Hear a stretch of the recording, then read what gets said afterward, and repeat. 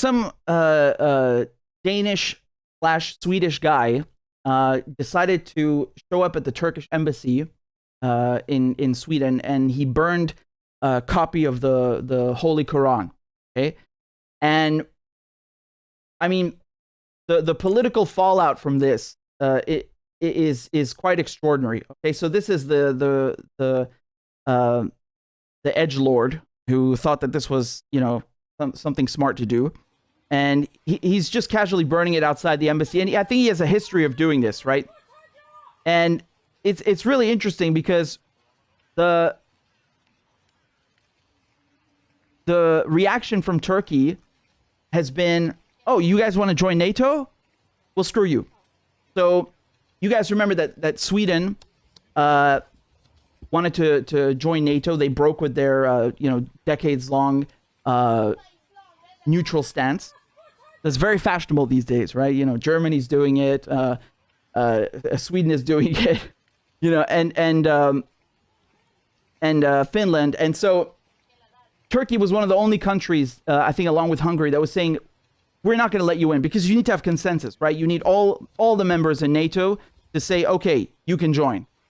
And their bid has kind of been in limbo because Turkey wanted to, you know, extract several concessions. They said, okay, well, if you want us to support your NATO membership, you need to start extraditing these PKK members, which is Kurdish Workers' Party, that you have in Scandinavia. You need to extradite them here. And they even did some constitutional amendments to comply with that. The Turks told them, you need to lift the arms embargo that you have on us.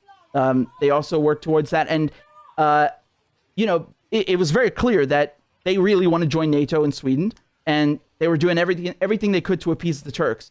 And then this moron comes in front of the Turkish embassy and burns the Quran. And the response, I mean, the response is, let's just say it's tactless, to put it mildly. Okay, so I'll show you first of all what Erdogan said. So the Turkish president, right?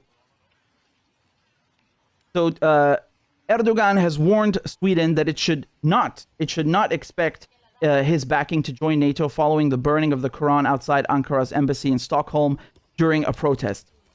Quote, those who allow such blasphemy in front of our embassy can no longer expect our support for their NATO membership. Turkey and Hungary, as I mentioned earlier, they're the only NATO members who have not ratified the Nordic neighbors' historic decision to break their tradition of military non-alignment in response to Russia's invasion of Ukraine. Hungarian Prime Minister Orban has promised that his parliament would approve the two bids next month. Again, even if they did, you still need Turkey, right? It's only until where the rights and freedoms of others starts. And according to that, no other individual can humiliate, look down on the sacred or holy values of others and other beliefs, and they do not have the freedom for that.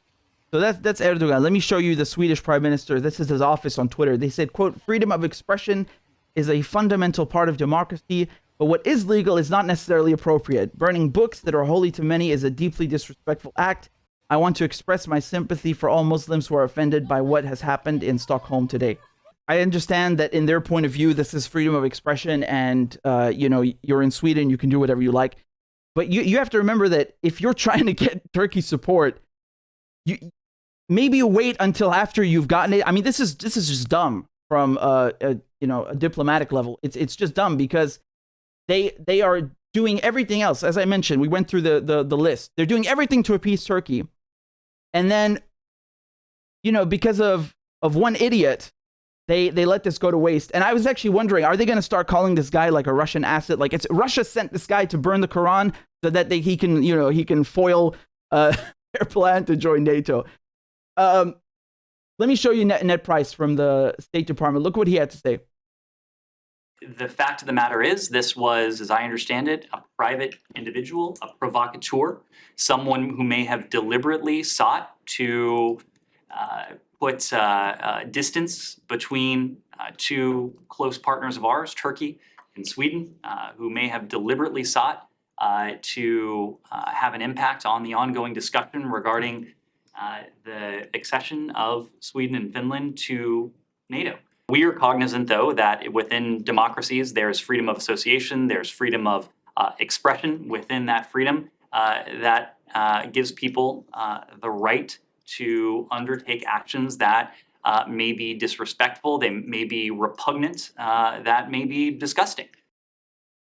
Yeah, again, Sweden, I'm going to say Europe is not the United States. Correct me if I'm wrong, but in Sweden, you have laws against hate crime. Okay, so if you went and burned, for example, a gay pride flag, they would say that's homophobia, and you might get convicted of hate crime in court. And you guys know all too well that if you just criticize Israel, right, which is nothing to do even with someone's religion, it's a strictly political ideology, you get branded an anti-Semite, right? And you've had many people who've lost their jobs, who've gotten into legal trouble because they did nothing but support Palestine and criticize Israel, right? So I'm confused here, because when it suits them, they say, okay, that's a hate crime. But then when it suits them to say, oh, well, that's freedom of expression. Okay, fine, but you're going to upset a lot of people, Muslim or otherwise. And I'm just confused why this guy burnt the book, because how the hell did he even read it? You guys need to understand something. Even for someone who is a fluent native speaker in Arabic, the Quran is like, it's the quintessential form of the Arabic language. So you need to have an excellent, like unbelievable command of Arabic to actually read it and understand it in Arabic. So never mind a translated version, which can't really, it can't meet the standard of the poetry and the grammar that exists in the Quran. So just from a linguistic point of view, I'm confused. Did this guy even read the book? Does he even speak Arabic? How are you burning something you don't even understand? Not to mention that, of course, you're going to be angering a lot of people. And look, I'm going to show you here, for example, this is the Saudi Ministry of Foreign Affairs. They came out, put out a statement condemning and denouncing the Swedish authorities allowing an extremist to burn a copy of the Holy Quran in front of the Turkish embassy in Stockholm. Okay, so that's Saudi Arabia. And then you have also Kuwait. So they also put out a statement from their foreign ministry condemning this. The guy, by the way, the guy who burnt it, okay, his name is Rasmus Paludan, okay? And he's head of as the name implies, it's a hardline right-wing party, right? So he has both Danish and Swedish citizenship. And like I said, so you have multiple countries that coming out and condemning this. The United Nations as well. The High Representative of the UN Alliance of Civilizations also condemned it. And, again, you have to put these two things together. It's not just about religion. It's also about the host country has a duty to protect the embassy, the foreign mission. Now, fine, there's nothing wrong with protesting outside an embassy. People do that all the time in all countries around the world against other countries everywhere. There's nothing wrong with that. That's perfectly fine. But this, what did you think was going to happen? What did you think was going to happen? I'm just astounded by this kind of ignorance. Do you even understand what you're burning? In Syria, Christians are a minority, okay? 10%, right? So Syrian Christians are a minority. I have never been discriminated against by a Muslim. I've never even heard of Muslims burning a Bible, because you don't behave like that when you're civilized. It just makes no sense that you would go and upset people like that on purpose, unless that's your goal. You just want to provoke people. I feel like there's also a double standard, like I was saying before, in terms of freedom of expression, because if you try to criticize Israel, which is, again, it's nothing to do with Judaism. They've hijacked it, and they pretend to represent Jews everywhere, even though it's a European political ideology. You can get in trouble legally, socially. You could lose your position as a professor, your job, your income, and you're doing something that is truly within the bounds of freedom of expression inside of Europe, and I would argue in the U.S., because Sweden is in Europe. So let's focus on Europe. When you come and do something like that, they're like, "Oh no, you better stop. This is freedom of expression. Shut the fuck up." the double standards? That's what I want to know. Why the double standards? You know, if you want to toe that line, then at least be consistent, right?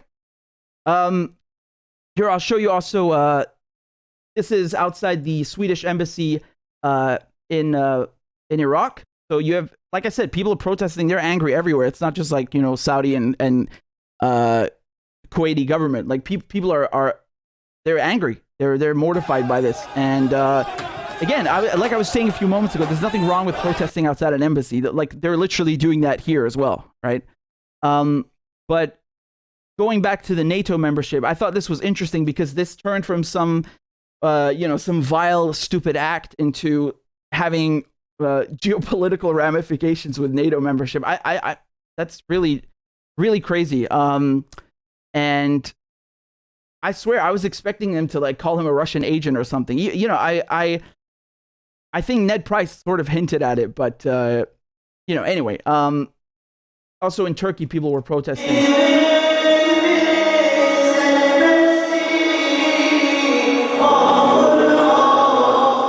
We'll see what happens. I don't think ultimately Turkey are going to block Sweden from and Finland. I think they're going to let them join. They're just trying to buy time and extract as many concessions as they possibly can.